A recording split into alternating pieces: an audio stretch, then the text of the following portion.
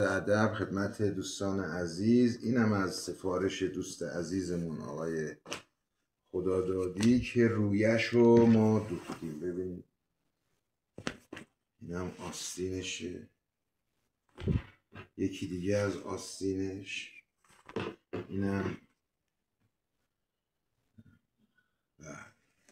خب به این مرحله که رسید باید چیکار کنیم؟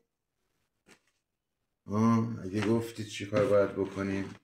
آسترش رو باید ببریم. آستر که بریدیم آسترم میدوزیم، اینها را به هم وصل میکنیم. بعد عرضم به خدمت دوستان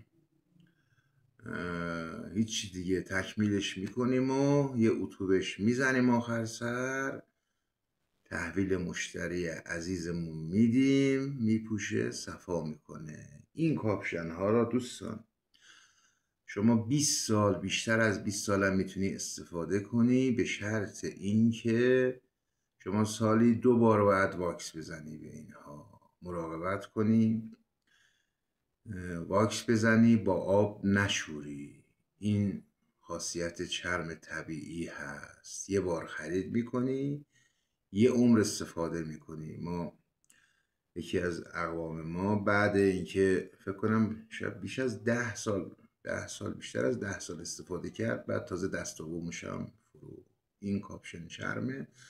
اصلا پوشیدنش هم که یه ابهت خاصی داره، اصلا یه حس عجیبی داره. زنده است دیگه، این پوست زنده هست.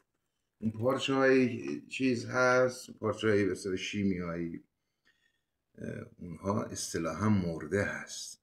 حالا ولی این پارچه زنده هست، اصلا یه حس زندگی به تو میده.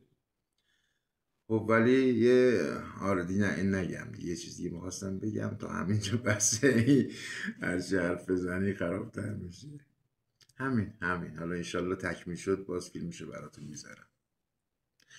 کاپشن چرم خاصی، من در خدمتم.